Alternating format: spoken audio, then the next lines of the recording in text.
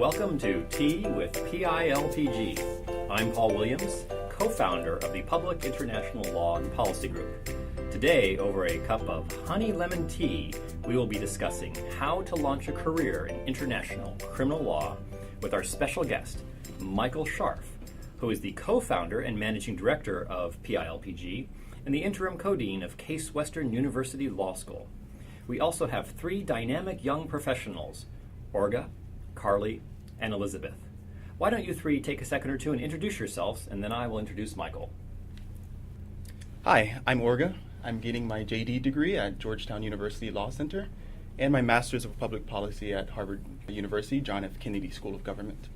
Last summer, I worked with the United Nations in Beirut, Lebanon, and prior to that, I worked with the Embassy of Haiti in Washington, D.C. And so I'm really interested in international criminal law, and I'm looking forward to hear what you have to say. Hi, I'm Carly. I'm getting my bachelor's degree in international relations at American University, and I have previous experience with STAND, the student-led movement to end mass atrocities. And I'm Elizabeth. I'm currently a student at Harvard Law School. Prior to that, I spent 4 years at the State Department in the Near Eastern Affairs Bureau, and I'm really excited to learn more about international criminal law. Great. This is going to be an exciting conversation. Let me start by telling you something about Michael. Michael Scharf, as I mentioned, is the co-founder and managing director of the Public International Law and Policy Group, and he heads PILPG's War Crimes Prosecution Practice Area. He is the co-interim dean at Case Western Reserve University School of Law and the director of their Frederick K. Cox International Law Center, where he founded their War Crimes Research Lab. In 2013, Michael taught Case Western's first massive online open course, or MOOC, called An Introduction to International Criminal Law, which attracted more than 20,000 attendees from over 135 countries. Michael is also the host of Talking Foreign Policy, a radio program broadcasted on Cleveland's NPR station. Michael has been involved extensively with major international criminal tribunals. During the first Bush and Clinton administrations, Michael served in the Office of the Legal Advisor at the U.S. Department of State, and in 1993 he was awarded the State Department's Meritorious Honor Award in relation to his role in the establishment of the International Criminal Tribunal for the former Yugoslavia. In 2004, Michael served as a member of the international team of experts that provided training to judges of the Iraqi High Tribunal, and in 2006 he led the first training session for investigative judges and prosecutors of the newly established UN Cambodia Genocide Tribunal. Most recently, Michael headed a blue ribbon committee that drafted a statute for a war crimes tribunal for Syrian atrocities. Michael is the author of over 70 scholarly articles and 17 books, and recently published Prosecuting Maritime Piracy with Cambridge University Press, which he co-edited with two fellow PILPGers. For all of Mike's amazing efforts, he's been nominated for the Nobel Peace Prize. Okay, Michael, let me start with the first question.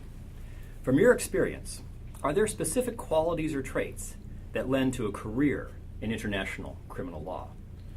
Well, thank you very much, Paul, for having me on this podcast, and it's also great to be with Orga and Carly and Elizabeth today.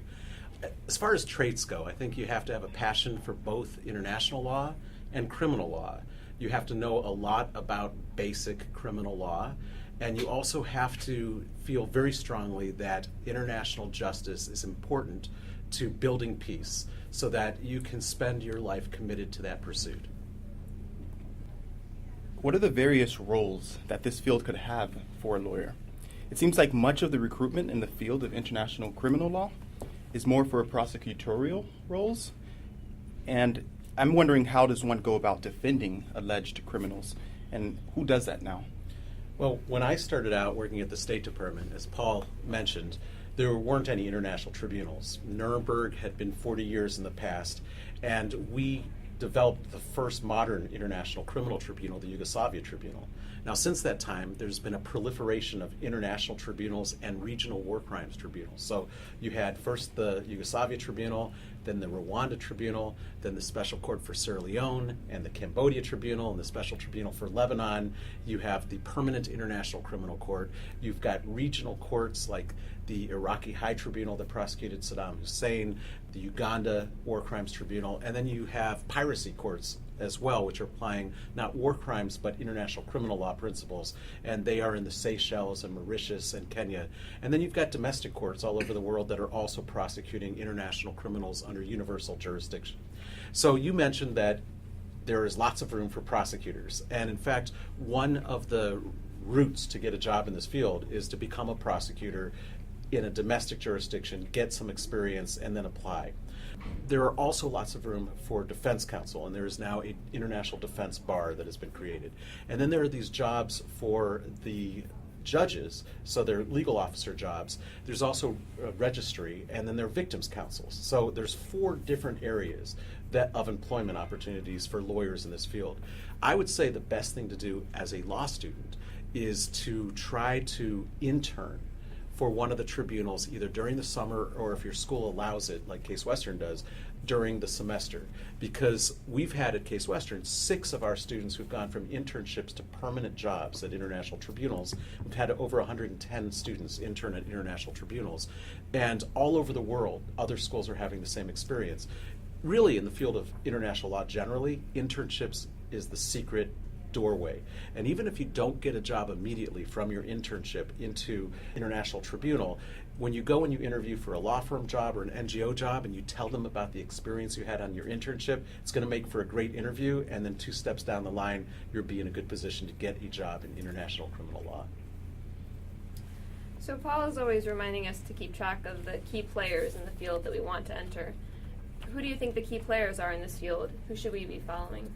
So for a while there were all these ad hoc tribunals, and then they created the Permanent International Criminal Court. And right now I think the key players are working for that tribunal, and the goal was that this tribunal would do all of what the international ad hoc tribunals did around the world. Now, I don't think that that's going to be the long-term prospects for the ICC, because what we've realized that the ICC can only take on 3 or 4 defendants or cases at most per country. And there are countries where international justice cries out for many more, tens or even hundreds of defendants. So I think we're going to see the emergence, or the re-emergence, I should say, of ad hoc tribunals. So what you do is you keep your eye open, and this is really an unfortunate truth about international relations, but about every year there's a war crime situation or a genocidal situation or crimes against humanity being committed somewhere. And every couple of years, the UN Security Council or regional organizations will get together and say, we need a new court to deal with this. And we see this all the time. So you guys just be patient. There will be many more courts in your lifetime, and you want to be proactive. So when those courts are created, reach out to the new prosecutor. Tell them that you're somebody who's done internships, who's done work in the field, who's written law review articles about these issues when they were in school or outside of school, and somebody who has some experience either as defense counsel or prosecutor, or even as a litigator doing mass litigation. And there will be many opportunities, not just at the International Criminal Court in The Hague, but all over the place. And I should say, tribunals also tend to linger on much longer than we think. There are still cases before the Yugoslavia Tribunal that was created in 1995. There are still, well, actually 93 it was created. Its first case started in 95. But there's still cases at the Rwanda Tribunal and its residual mechanism and in its appeals. And the Special Tribunal for Lebanon just got an extension for 3 more years. So even those old ad hocs that we thought were going to be long gone, they're still hiring. In terms of law students who want to break into the field, you mentioned interning, which I imagine would be really valuable. But are there other skills we should be looking to build in law school? Are there classes or other types of training you recommend we seek out as students? So many schools now are offering international criminal law or international humanitarian law as specialty courses in law school. That was not the case back when Paul and I were in law school. So first of all, take those courses.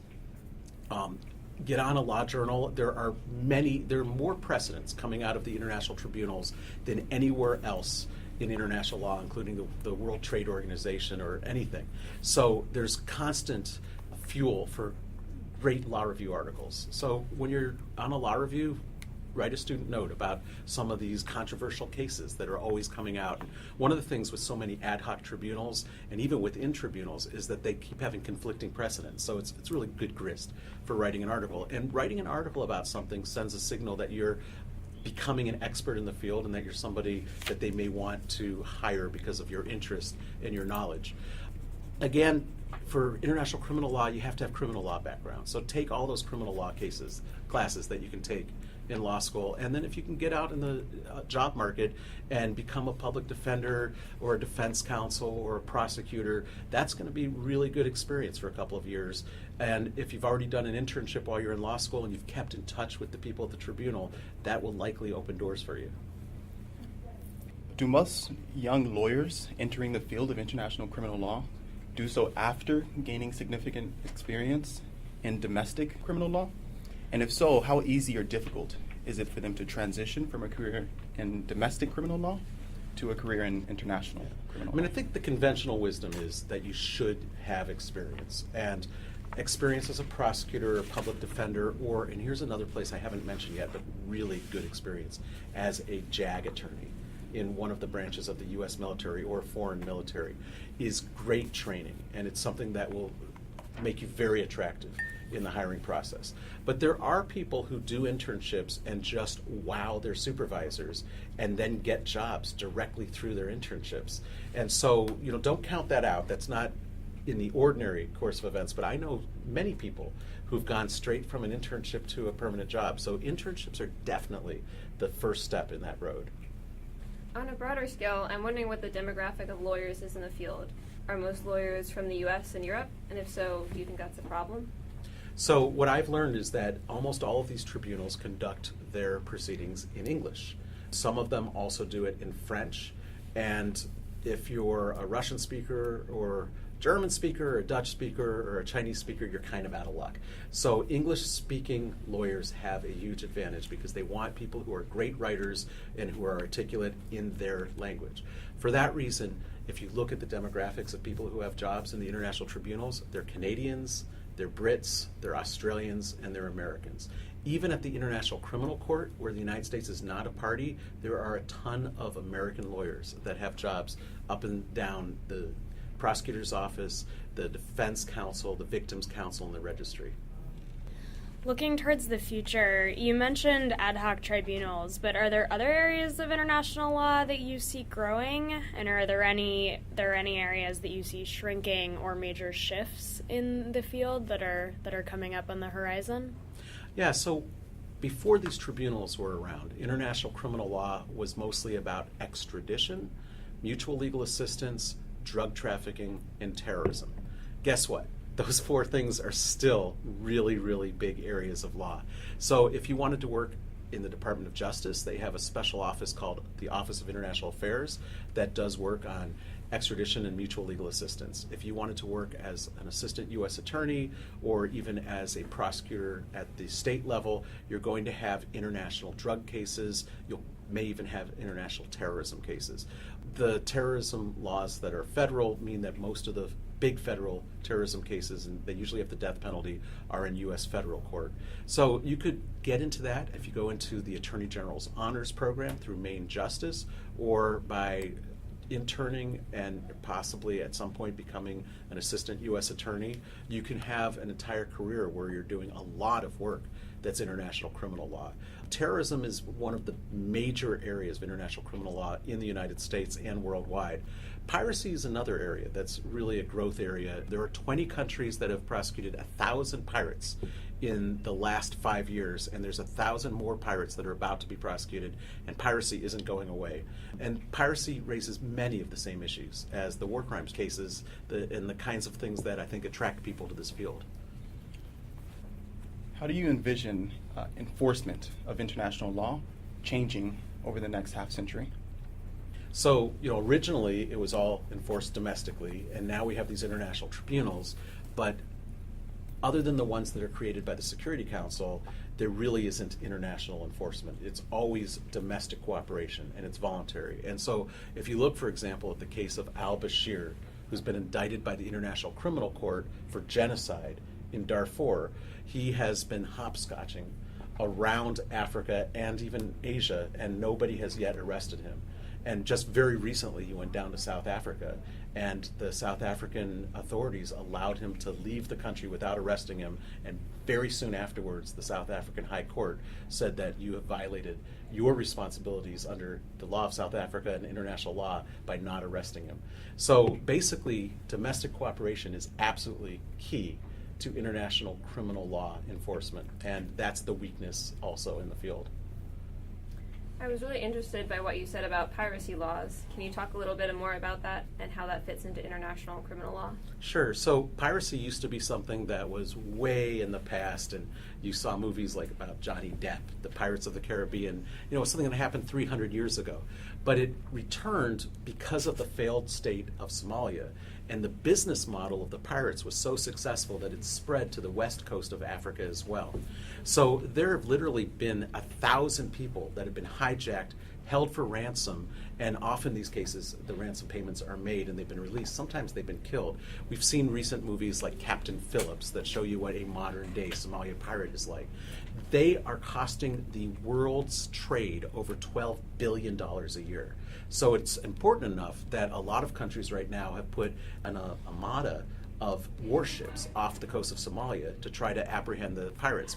But they're not going to stay there for long, especially when they're being sidetracked from Syria and Yemen and other kinds of conflicts in the area. And as they leave, which they eventually will, because it's too expensive to maintain them forever, the piracy will come back. And already there are reports that piracy is on the rise once again. As long as the pirates are out there and they're a scourge to international shipping and international peace, there's going to have to be prosecutions of the pirates. And eventually they're going to stop prosecuting the low-level pirate foot soldiers and start getting the financiers and the kingpin pirates who are recruiting all sorts of pirates, including a lot of children. And so half the pirates now are child pirates, which is a whole nother major issue. And so the piracy threat is such an important one that a lot of money is going into piracy prosecution. The UN has been paying to support prosecutions in regional piracy courts in the Seychelles, in Mauritius, in Kenya, and then there's 20 other countries that have been prosecuting, including the United States. Now, I should mention that PILPG has a high-level piracy working group that has sent teams out to those countries that are prosecuting the pirates and have created over 60 memorandum on legal issues that are novel, that are being litigated for the first time ever. And so we're so effective that the United Nations asked us to do a presentation on how do you respond to the threat of child piracy at the Copenhagen meeting of the UN Contact Group on Somalia Pirates. And that was a really heady time for PILPG because the UN asked us to be sharing what we've shared with our clients to the entire world community at the UN. What do you think young people can bring to this field? For example, do you think the use of technology and social media will create changes in the field? Absolutely. And here's an example. Young people told Mark Ellis, who is a very good friend of PILPG and the executive director of the International Law Institute, that they ought to have an app on cell phones to capture footage of atrocities as they occur. And the young people who knew all about this, because Mark didn't, he's kind of of our generation, somewhat Luddite-ish, they told him, what the app ought to be. And so it needs to be something that can give you the coordinates, geographic, that can tell you who else has a cell phone in the area so that you can find witnesses, that you can push a button and will be immediately wiped clean from your cell phone, but at the same time, it will be downloaded automatically through a satellite system to the International Law Institute's headquarters where they can use it, and it should be self-authenticating in court. So young people came up with this idea, and they launched this just this year, and I think that's going to revolutionize the documentation of war crimes cases. Because for a long time, they had cell phone videos, and nobody knew exactly when or where they were taken, and you couldn't use them in court. Now, with everybody using cell phones in these countries that are experiencing conflict, there's going to be really good evidence, not just documents and not just witness testimony, but video evidence that will be usable in court. That's just one example, but I think that your generation is going to revolutionize the way we fight international crime, and it is going to make it much more effective. So I'm just excited to find out about the next innovations. I'm wearing my Apple Watch, trying to keep up with all of you guys. But yeah, that's absolutely going to be very important for the evolution of international criminal law enforcement. Earlier you mentioned al-Bashir skipping around different countries in Africa in order to avoid an arrest warrant handed out by the International Criminal Court. I've been seeing a lot of debate between the African Union and the International Criminal Court over the prosecution of war criminals. I'm wondering what your thoughts are on the African Union's refusal to comply with ICC prosecution. Yeah. I think a lot of times it's easier to be a Monday morning quarterback, which in America is a way of saying that hindsight is 20/20. But there are things I think that the International Criminal Court would rather have not done, looking back. And I think it was a little bit more aggressive in its early years than it probably should have been, because historically, when you have a new international organization in its fledgling years, it's very cautious and careful. And usually about year 50, it starts to get more robust, and it really takes that much time. Think about the International Court of Justice, for example. But the ICC under Luis Moreno Ocampo was very aggressive. So they went out and indicted people who there was almost no chance they were going to be able to get custody over. And they did it mostly in Africa. Most of their cases were in Africa. They could have maybe paced themselves and looked out for cases in Asia, Afghanistan, Latin America, so that it didn't look like a court that was just targeting Africa. So ultimately what happened were two things as a result of this. One is the African countries felt like they were being targeted, and that this was not the International Criminal Court, but this was the European Court to prosecute Africans. And that gave the African countries a bad taste, and they slowly lost their interest in the ICC. And right now, the relationship's very tense between countries like Kenya and other countries in Africa and the ICC. The second thing is because they aggressively went after heads of state in Kenya and in the Sudan, it sent a signal that the court was really being aggressive but didn't have the wherewithal to enforce its arrest warrants. And so it made the court look really weak, and then of course the court went to the Security Council, because in the case of al-Bashir, it was the Security Council that referred the case, and the Security Council has done nothing. And so it hasn't backed up the court, and it makes the court look even weaker. So I think if you rewound time, you probably wouldn't have done some of that very aggressive actions in the early years of the court. Now, of course, on the other side is how can the court turn a blind eye to some of the worst atrocities in the world? But international criminal law and institutions, they live in a political milieu. And if they're not effective and not successful, then they are weakened. And so it's international diplomacy and politics, and you have to have strong support, and you have to be diplomatic, and you have to be smart, and there were some moves that I wouldn't think were as smart as they could have been in the early years of the court.